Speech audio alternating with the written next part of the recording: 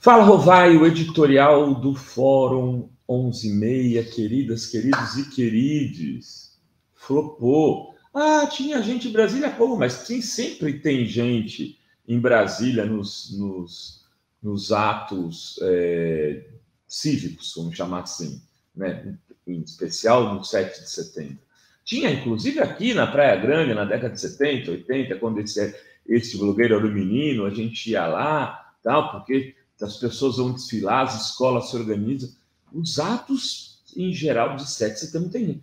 Agora, eles estavam falando de um levante, de um ato que ia mobilizar a nação, que ia atropelar as instituições. Havia um esquema de retirar os ministros de helicóptero do Supremo Tribunal Federal.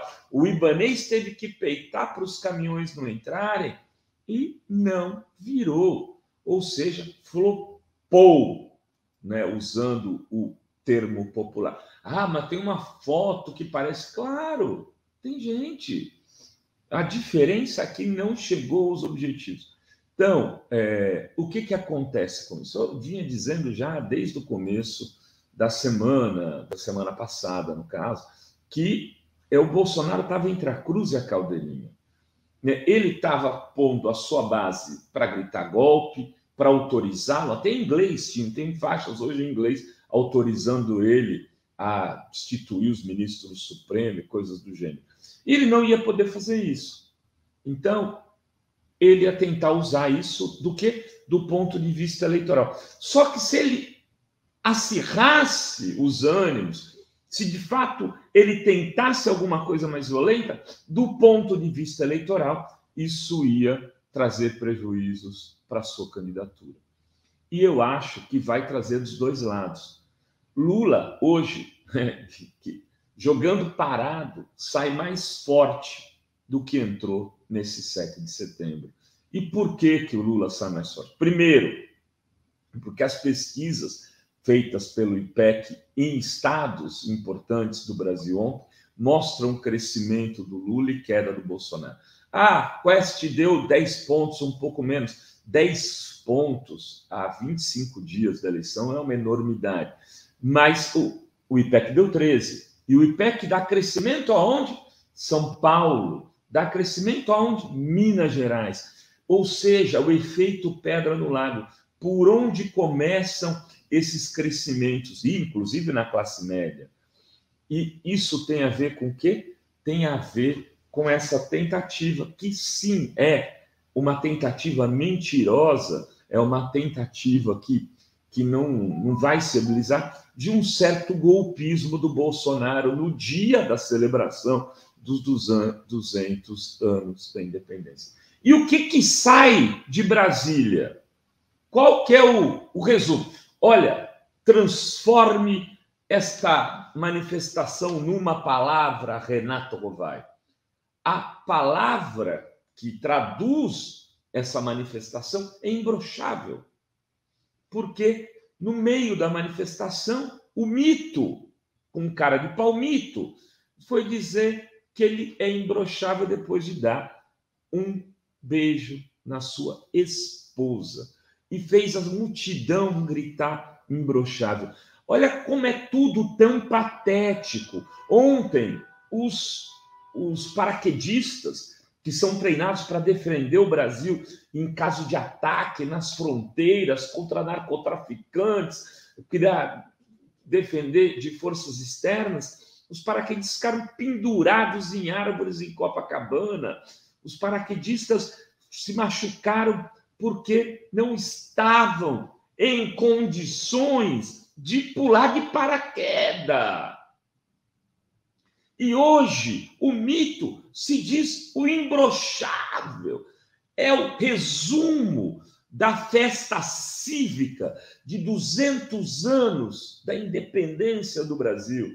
Uma independência bastante discutível, porque bastante negociada, né, e que nos causou grandes problemas, que nos colocou em dependência da Inglaterra naquele momento histórico, porque a gente assumiu uma enorme dívida com a Inglaterra para que a família a monarquia pudesse vir para o Brasil em 1808, alguns anos antes, essa história que os neonacionalistas de botequim aí, de rede social, ficam querendo esconder como se tivesse sido um grande...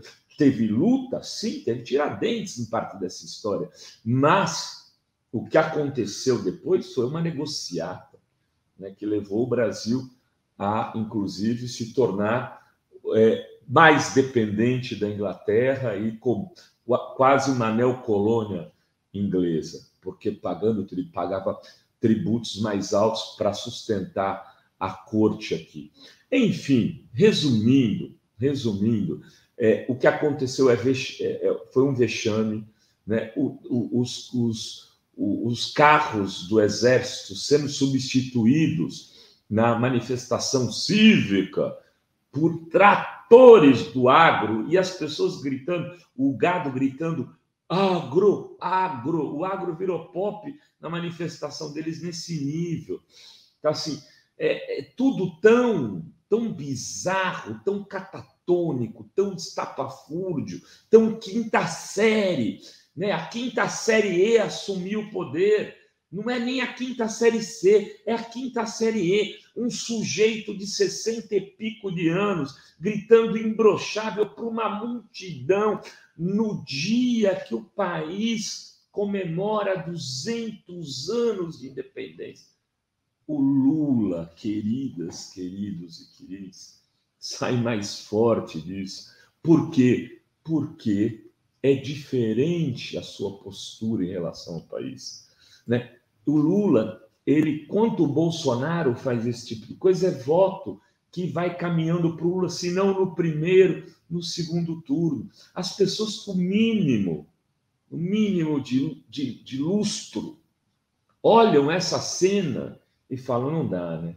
O cara gritando embroxado. Quer dizer, o mesmo cara que fala da sua esposa como princesa para convencer a mulher evangélica usa a palavra imbrochável para se referir a ela num palanque público. O que será que a Dona Maria, a Dona Teresa, a Josefina, que acreditam em Deus, andam com a Bíblia, né, vão sentir olhando essa cena?